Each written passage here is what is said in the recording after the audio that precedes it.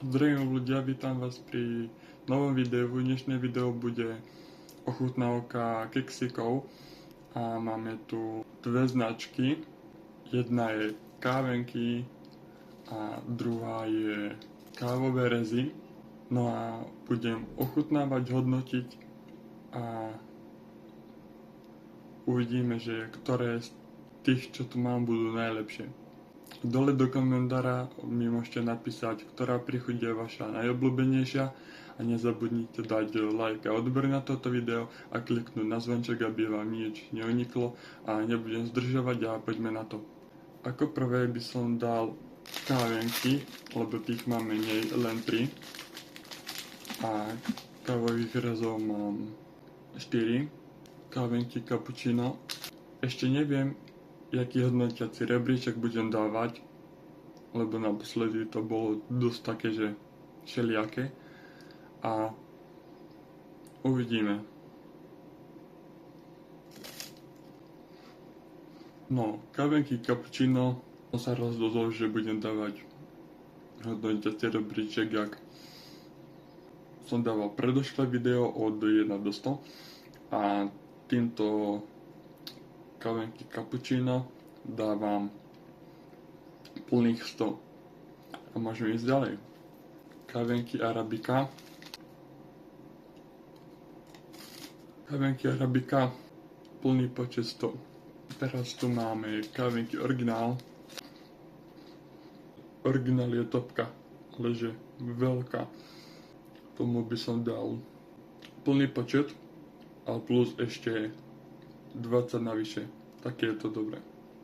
Som nečakal. To asi preto, lebo som kávenky a kávové rezy nemal niekoľko rokov. Tak a môžeme ísť na kávové rezy.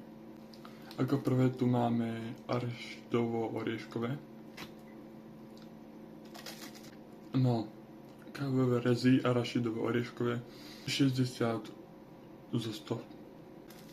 Teraz tu máme banánové, ktoré z týchto, čo tu mám, som ani nemal. A niektoré som mal, ale že mega veľa rokov dozadu. Tomuto dávam plný počet a plus 100. Tak je to dobré. Asi ešte dám. Tak a môžeme ísť na ďalšie kakaové rezy originál. Uvidíme, čo dá originál.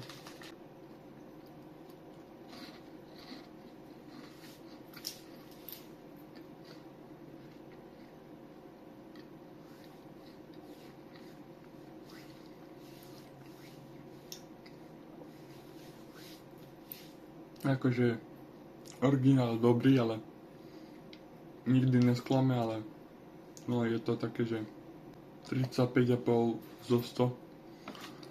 Je to také, že je tam moc cítiť tú kakaovú chuť. A ako posledné máme kakaové rezy extra kakao a už podľa toho názvu pre mňa znamená, že to bude horšie než originál. Určite to bude jak predošlé ochutnávky, keď som mal, že originál a extra kakao, tak uvidíme. No, nečakal som, že to bude až také dobré, lebo väčšinou tie ochutnávky, čo som mal, že originál a extra kakao, alebo že horká čokoláda, tak nebolo moc dobré. Ale toto ma prekvapilo a dávam tomu 46 zo 100.